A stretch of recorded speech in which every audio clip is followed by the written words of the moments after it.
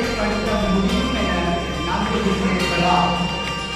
ஆம் அல்லது இல்லை என்று விவாதிப்பதற்காக எமது இரு குழுவினர் முன்னணியில் இருக்கிறார்கள்.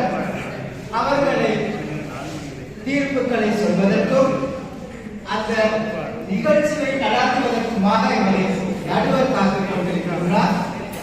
இந்த விவாதத்தை நீங்கள் அனைவரும் அமைதியாக இருந்து நல்ல முறையிலே கேட்க வேண்டும் என்று கேட்டுக்கொள்வதோடு இந்த ஒளிவாங்கியவர்களை நடுவர் அவர்களால் ஒப்படைக்கின்றேன்.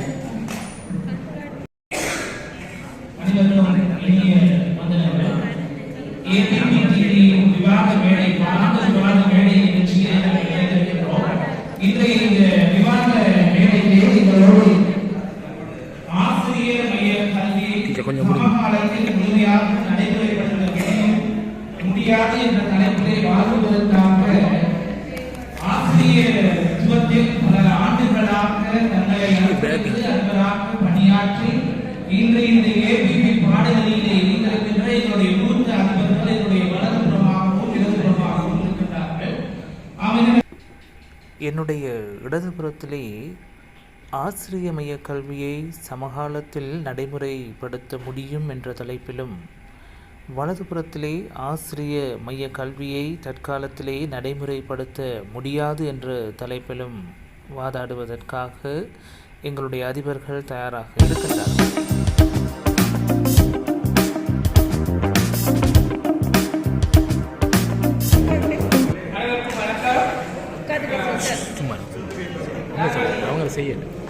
நாங்கள் எங்கள் குழுவினர்களை குடும்பத்தினுடைய பாடசாலையிலே மாணவர் மன்னிக்கவும் ஆசிரியர் மைய கல்வியை நடைமுறைப்படுத்த முடியாது என்ற ஒரு தலைப்பிலே நாங்கள் வாதாட இருக்கின்றோம். என்ன சிறப்பாக நடுவர்களே, வயது தொடர்களுக்கு ஆசிரியர் மைய கல்வி தேவை. இப்போ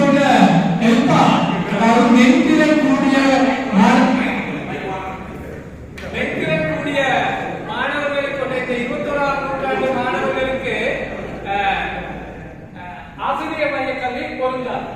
உதாரணமாக ஒரு வகுப்பை எடுத்துக்கொள்வோம் என்றால் அந்த வகுப்பறையில் இருக்கின்ற மாணவர்களுடைய அறிவு, திறன், மனப்பாங்கு என்பவற்றை வளர்ப்பதுதான் முக்கியமான ஒரு கருத்தாக இருக்கும். ஆனால் ஆசிரியர் மைய கல்வியை நாங்கள் எடுத்துக்கொண்டோமானால் அறிவை மாத்திரமே நாங்கள் கொடுக்க முடியும், அதுவும் முழுமையாக கொடுக்க முடியாது.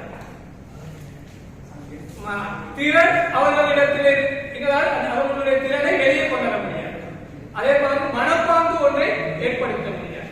அதை இங்கே எதிரடியில் இருக்கின்ற ஆசிரியர்களுக்கு நல்லா தெரியும். இருந்தாலும் அவர்களுடைய அந்த கருத்தை பதிவு செய்வதற்காக இந்த இடத்துல இருக்கிறார்கள்.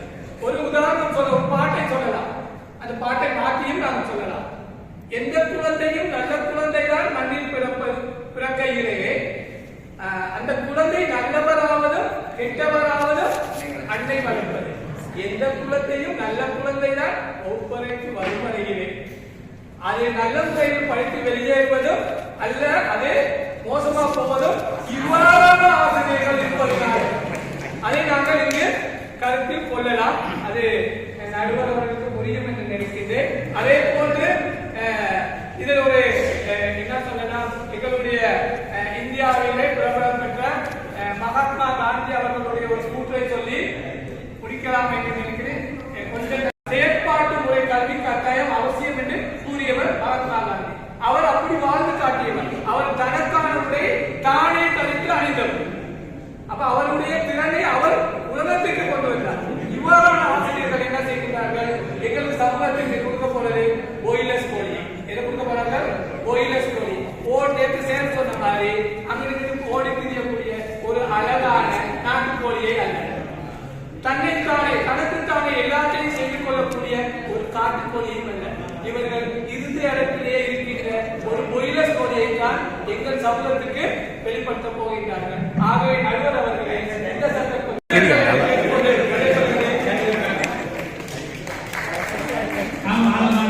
கருத்துக்களை முடியாது என்ற தலைப்பிலே அவர் முன்வைத்து சென்றிருக்கிறார்.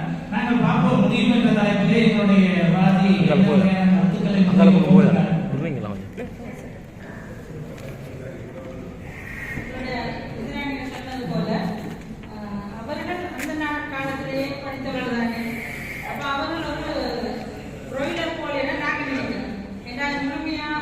ஆசிரியர் மைய கல்வியினர் அவங்களும் கற்று வந்தாங்க. ஆனா அவங்க இப்போது மாணவர் மைய கல்விக்கான பல விடயங்களை மாணவர்களே தேட ஒரு காரணத்தால அவர் என்ன செய்வாருன்னா வகுப்பறையிலே ஒரு நெறிப்புறங்களோட தான் காணப்படுறாரு. அங்கோடுவது இங்கோடுவது அந்த மீடியாவை பார்ப்பது இப்படியான செயற்பாடுகளை எல்லாம் அவர்கள் செய்து கொண்டிருப்பதால எங்களோட ஆசிரியர்களுக்கு இப்போ சிரமம். அவர்களை ஒரு கட்டுப்பாட்டுக்குள்ள வைத்துக் கொள்ள முடியாத ஒரு நிலை காணப்படுது. ஆகவே அவர்கள் ஒரு நெறிப்புறங்களாக தற்காலத்தை காணப்படுறாங்க. அப்படியான மாணவர்களை வளர்க்காம நாங்களும் ஒரு 50 விதமான விடயங்களை அவர்களுக்கு கொடுத்து எங்களுடைய கட்டுப்பாட்டுக்குள்ள வைத்துக் கொள்கிறோம். அதாவது நாங்கள் நினைக்கிறோம் ஒரு நாட்டுக்கோழியை நாங்கள் உருவாக்கலாம். 50 விதம் அவர்கள் விட 50க்கு மேலான விஷயங்கள் நாங்கள் கொடுக்குறோம். அதால எங்களோட கட்டுப்பாட்டுக்குள்ள வைத்து ஒரு ஆசிரியர் மைய கல்வியை கொண்டு வந்தால் நல்லா என்பதால் என்னுடைய கல்வி.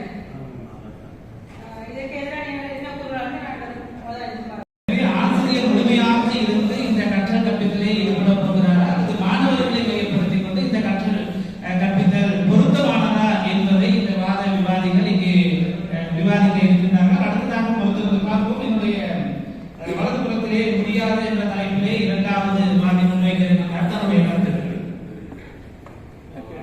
அனைவருக்கும் வணக்கம். அந்த காலத்திலே ஆசிரியர் மைய கல்வி சிறப்பானதாக இருந்தது. மாணவர்களும் கல்வி கேட்டுக்கொண்டு அது இந்த குருகுல கல்வி காலம். அந்த காலத்திலே இந்த காலத்தை விட பல மடங்கு அதாவது இந்த அறிவிலே இப்போது அறிவு பல மடங்கு அதிகரித்திருக்கிறது. எங்களை விட இப்போது உள்ள மாணவர்கள் 10 மடங்கு அறிவுள்ளவர்களாக இருக்கிறார்கள் என்பது உங்களுக்கும் தெரிந்த விஷயம். அந்த காலத்திலே இருந்த அந்த நுட்ப முறையை இந்த காலத்திலே நாங்கள் பிரயோகிக்க முடியாது. அதுதான் உண்மை. ஆகவே அந்த காலத்துக்கு ஏற்பட்டவாறு, அதாவது இதுக்கு முன்பு பல தசாப்தங்களுக்கு முன்பதாக செயல்பட்ட அந்த கல்வி முறைமையை இப்போதும் நடைமுறைப்படுத்துவது ஒரு தவறான விஷயம் என்பதை இவருடைய தத்துவ ஞானிகள் ஆராய்ந்து சொல்லியிருக்கிறார்கள். கல்வியலாளர்கள் ஆராய்ந்து சொல்லியிருக்கிறார்கள். இந்த நிலைமையில இவர்கள் இன்றும் அந்த ஆசிரியர் மைய கல்வியை எனது வகுப்புகளிலே செய்ய முடியும் என்று சொன்னால் அங்கே நிச்சயமாக இந்த வகுப்புகளிலே நிற்க முடியாது. அங்கே அவர்கள் பேசிக் கொண்டிருக்கும் போதே அத்தனை மாணவர்களும் வெளியேறக்கூடிய சந்தர்ப்பம் தான் இருக்கிறது. அண்மையான சகோதரி சொன்னார், தேட விடுதலின் மூலம் அவர்கள் வீணா போகிறார்கள். தேவையில்லாத விடயங்களை தேடுகிறார்களாம், தேடி வீணா போகிறார்கள். தேட விடுவதற்கு முதலாவது தெரிய வேண்டும், எதை தேட விட வேண்டும். சில ஆசிரியர்கள் இருக்கிறார்கள், தேட விட்டு அவர் வேற ஏதாவது அடிக்கடி போயிடுறாங்க வெளியே. அது என்னத்தை தேடிட்டு போறான்னு தெரியல. தேடிக்கு போயிட்டு வந்து பார்க்கிறார், சொன்ன விஷயம் நடந்திருக்கா இல்ல.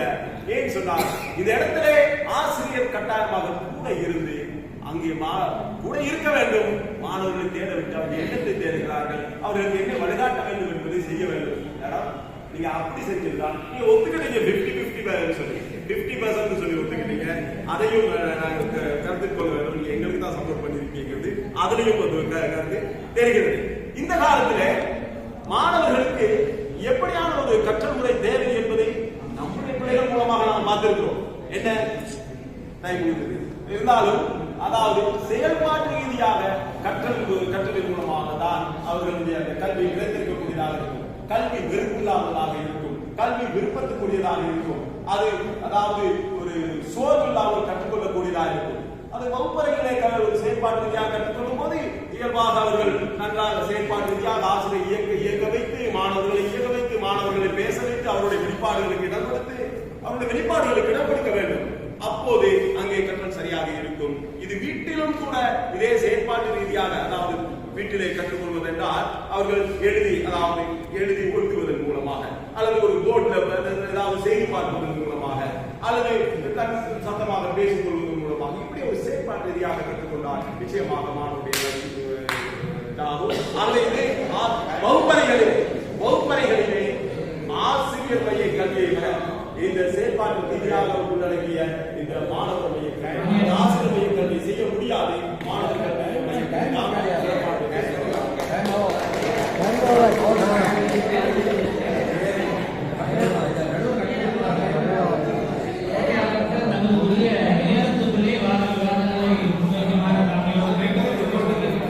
உண்மையிலே குருகுல கல்வியினுடைய முக்கியத்துவத்தையும்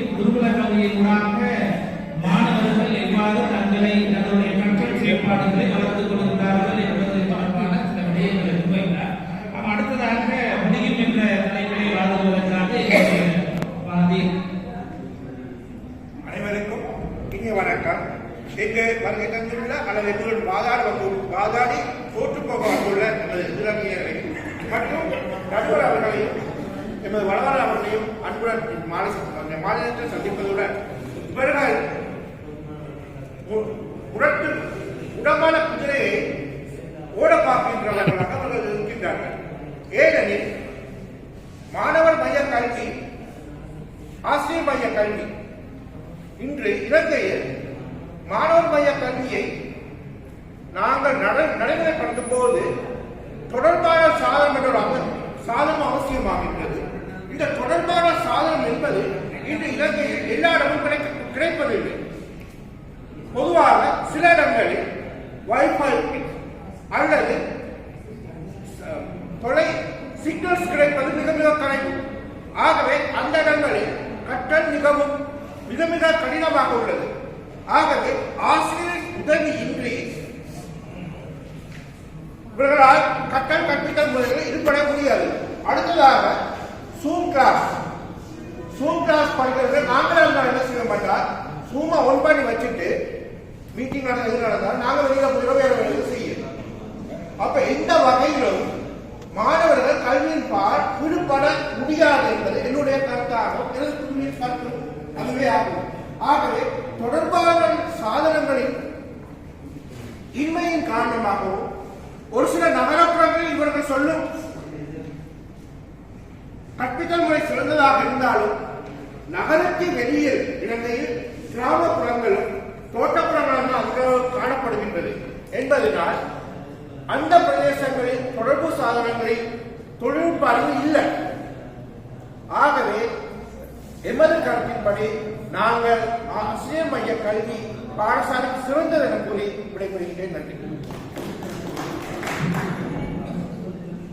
ஆசிரியர் மைய கல்வியே பொருத்தமானது என்ற விடயத்திற்கு பல உதாரணங்களை முன்வைத்து சென்றார். கடந்த காலங்களிலே உலகளாவிய ரீதியிலே பல்வேறு கொரோனா நோய் தாக்கங்களின் போது மாணவர்கள் செயல்களிலே ஈடுபடும் போது ஆசிரியர்களுடைய வழிகாட்டல் என்று எப்படியாக செய்ய முடியும், ஆசிரியர் இல்லாமல் மாணவர்கள் வீணாகின்றார்கள் என்ற உண்மையை அவர்கள் கொண்டு சென்றிருக்கிறார்கள். அடுத்ததாக முடியாது என்ற அணியினுடைய அணி தலைவர்களுடைய கருத்துக்காக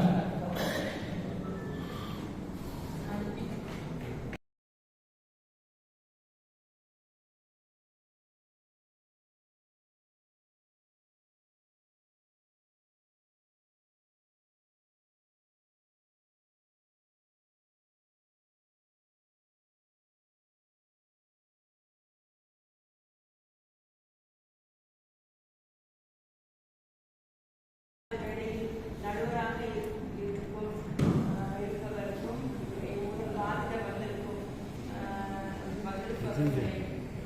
அன்பான வணக்கம். நான் தற்போது பேசப்போவது ஆசிரியர் மைய கல்வி தற்காலத்துக்கு பொருத்தமாக அமையாது என்ற தலைப்பில். ஏனெனில் ஒரு பாடசாலையில் மாணவர்களை ஒன்றாக வைத்து கற்பிக்கும் போது அந்த மாணவர்களுடைய சிந்தனையை ஒருமுகப்படுத்தப்பட்ட முடியாத ஒரு நிலை ஏற்படலாம். ஏனெனில் ஆசிரியர் கற்பித்துக் கொண்டே இருப்பார். மாணவன் அந்த சிந்தனை அன்று நடந்த விடயங்கள், காலையில் வீட்டில் ஏதாவது பிரச்சனை நடந்திருந்தால் அதை பற்றிய சிந்தனை என்பன அவனுக்கு அந்த நேரத்தில் சிந்தனைக்கு வரும். அடுத்ததாக அவனுக்கு அன்றைய நாளில் என்ன செய்ய வேண்டும் என்பது போன்றவற்றை அவன் சிந்தித்துக் கொண்டிருப்பான். ஆசிரியர் கற்பித்துக் கொண்டிருப்பார். எனவே அந்த கல்வி முறை மாணவரது செயற்பாட்டுக்கு இடம் கொடுக்காததால் அது வெற்றிகரமாக அமையாது என்பது எனது கருத்து. அடுத்ததாக சுய கற்றலில் ஈடுபட்ட ஒரு சிலரின் உதாரணம்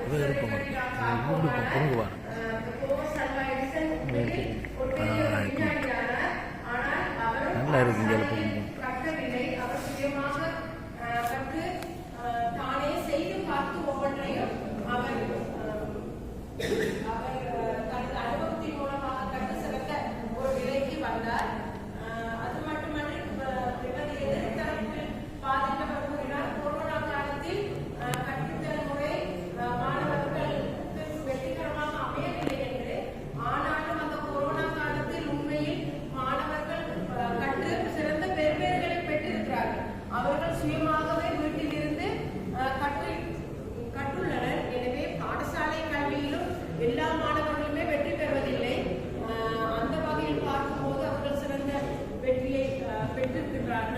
எனவே எனது கருத்து நவீன காலத்தில் ஆசிரியர் மைய கல்வி வெற்றிகரமாக அமையாது என்பதாகும்.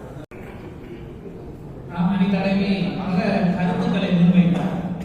மாணவர்களின் சிந்தனை சிதறல்களுக்கு இது காரணமாக அமைகின்றது என்றும், எனவே இந்த கல்வி முறை பொருத்தமில்லை என்பதை அவர் முன்வைத்திருக்கிறார். அடுத்ததாக ஆசிரிய மைய கல்வி சமகாலத்தில் முழுமையாக நடைமுறைப்படுத்த முடியும் என்ற தலைப்பிலே அதன் அணியின் தலைவருக்கு வாய்ப்பு.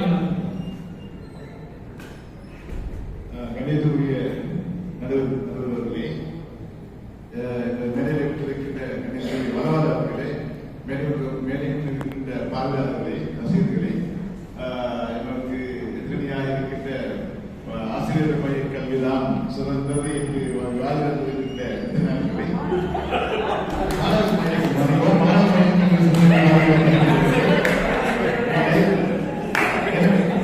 நாங்கள் சொல்லுகிறேன். தமிழ்நாடுக்கு மிகவும் கலாச்சாரம் மாணவர்கள் மையக்கல்வியின் மூலமாக பல அசௌகரியங்களை நாங்கள் சந்திக்கிறோம். எனவே இஸ்லாமிய சாம்ராஜ்யத்தின் 4வது நலிபார்கள் சொன்னார்கள், சொன்னார்கள், எனக்கு ஒரு எழுத்தை கற்றுத்தருகிறானோ அவனுக்கு நான் அடிமை என்றார். அப்பொழுது ஆசிரியர் மூலமாக ஒரு எழுத்தை கற்றுக் கொடுப்பவரை அவர் அடிமையாக உரிமை பெறுகிறார் ஆசிரியர்.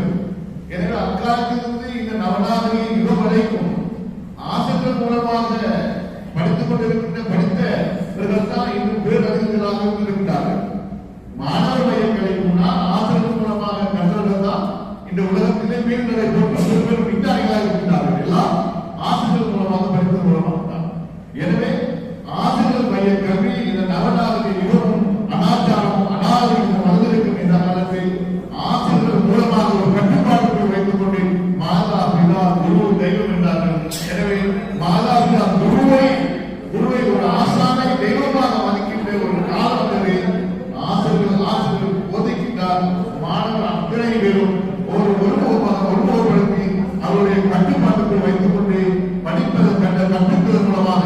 எனவே ஆசிரியர் மைய கல்விதான் உலகத்திலே அன்பும் சிறந்தது, இன்பம் சிறந்தது, எந்த காலத்துக்கும் சாலை சிறந்தது என்று நாங்கள் விவாதிக்கிறோம். கல்வி முறையை மையப்படுத்தி இந்த ஆசிரியர் மைய கல்வியின் முக்கியத்துவத்தை எடுத்துரைக்கிறார். அதனுடைய ஒட்டுமொத்தமாக பார்க்கும்போது குருகுல கல்வியிலே தொடங்கிய இந்த கல்விகளை இன்று இந்த நவீன உலகத்திலே எங்களுடைய மாணவர்கள் எதை எப்படி எதிர்பார்க்கின்றார்கள் என்பதை மையப்படுத்தி அவர்களை கல்வியினுடைய தாற்பயங்களை புரிய செய்யக்கூடிய வகையிலே அத்தியாவசிய தேர்ச்சிகளை மையப்படுத்திய நாட்டுக்கோ உலகத்திற்கோ பொருத்தப்பாடுடைய மாணவ சமூகத்தை உருவாக்குவதிலே இந்த கல்வி முறையினுடைய பல மாற்றங்கள், பல செயற்பாடுகளினுடைய விரிவு காரணமாக இன்று உலகளாவிய கல்வி முறையை நோக்கி